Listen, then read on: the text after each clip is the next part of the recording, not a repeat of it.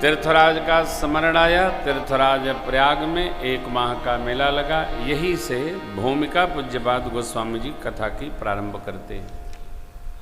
सारे ऋषि मुनि अपने अपने निज निवास कुटिया आश्रम को चले गए। भरद्वाज जी ने याज्ञवल्क्य जी महाराज को पांव पकड़ रोका और उनसे कुछ प्रश्न किए। क्या किए? हे प्रभु,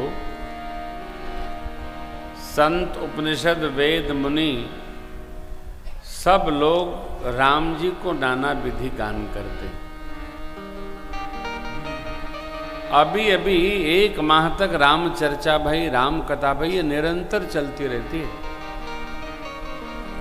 मैं समझ नहीं पाता हूं ये राम जी कौन है। वैसे एक राम जी को जानता मैं भी हूं, एक राम अवधेश कुमारा, तिनकर चरित विदित संसार, नारी बिरह दुख लहु अपार, भयउ रोष रन प्रभु सोई राम की अपर को जाय जपत त्रिपुरा, सत्य धाम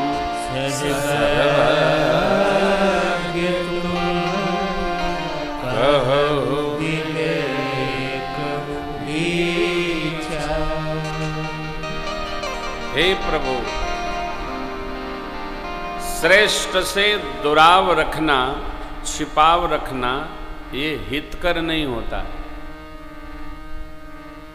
आप हमारे पूज्य हैं, श्रेष्ठ हैं, तो आपकी अनुमति हो तो मैं कुछ प्रश्न करना चाहता हूं। याज्ञवल्क्य जी महाराज ने हाँ कर दिया।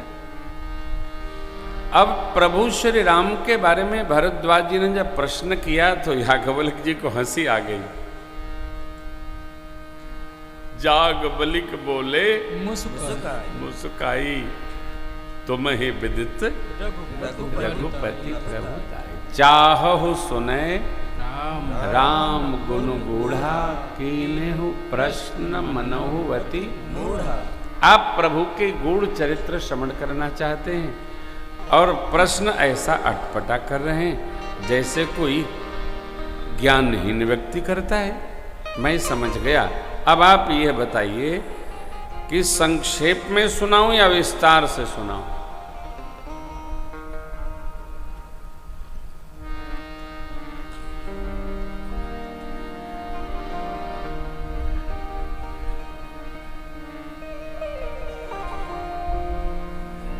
संक्षेप में सुनाऊं या विस्तार से सुनाऊं? कथा संक्षेप में भी होती है और विस्तार से भी होती है।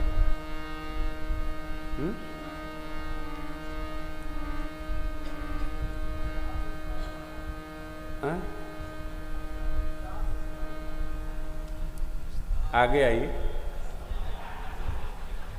वीआईपी गैलरी में विस्तार से कहां कथा सुनाई पड़ेगी?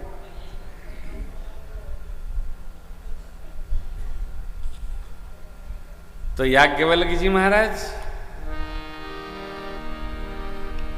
बोले संक्षेप में या विस्तार से? भरद्वाज जी महाराज ने कितना सुंदर उत्तर दिया। जैसे मिटे मोर भ्रम भारी, कहु सो कथा नाथ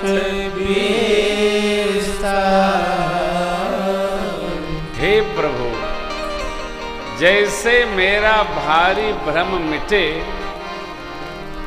उसी प्रकार हमको कथा सुनाई।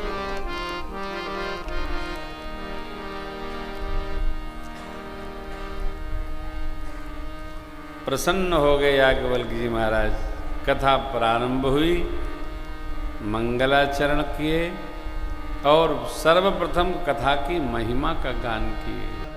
कथा श्रवण कर लेने मात्र से जीवन की समस्त व्यथाएं अपने आप समाप्त हो जाए। सुनना पड़ेगा, बैठने से नहीं होगा, बैठने मात्र से नहीं होगा। शिव बाबा सती अम्बा को लेकर कथा सुनने गए। शिव जी बैठे रहे और माता जी ऐंठी रही।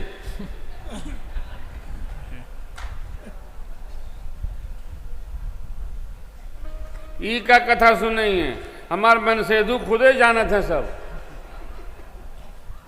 हो ही गई कथा। बाबा जाते समय क्या लिखते हैं, याज्ञवल्क्य जी कहते हैं, संग सती जग जननी भवानी पूजे ऋषि अखिलेश्वर जानी। जब कथा श्रवण कर वापस आई माई तो बाबा ने, याज्ञवल्क्य जी कहते हैं, मुनिसन विदा मांग त्रिपुरारी चले भवन संग दक्ष कुमारी।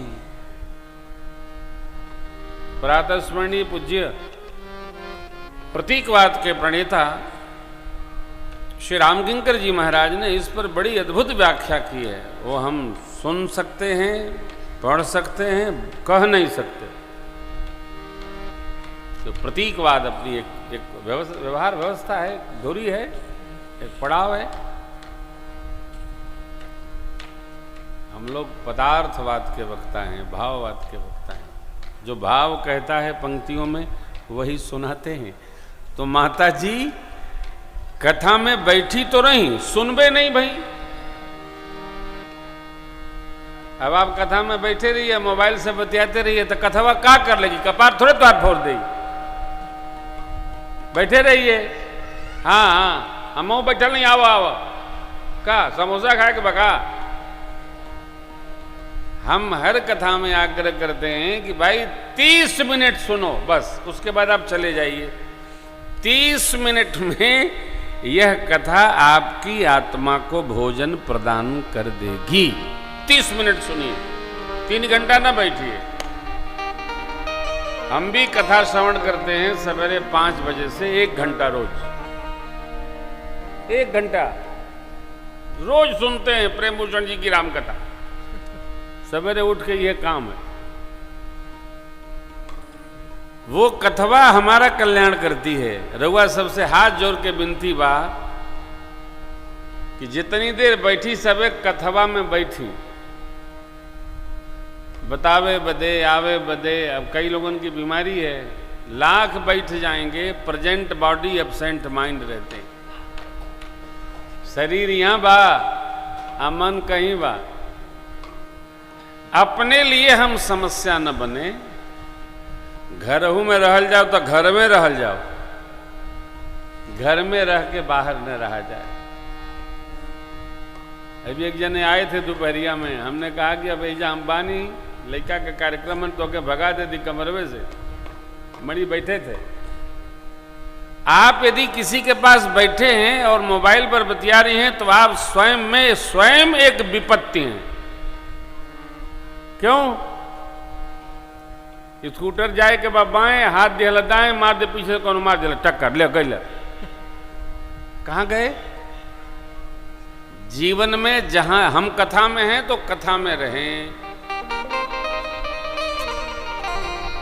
अब कथा में बैठ करके फिर इधर उधर जाएंगे तो क्या होगा? कुछ नहीं होगा। अपना भी कल्याण नहीं होगा और यजमान का भी कल्याण नहीं होगा। इसलिए मेरी बड़ी सारगर्भित प्रार्थना है, जितनी देर बैठी सबे कथा में बैठी सबे आनंद लें सबे।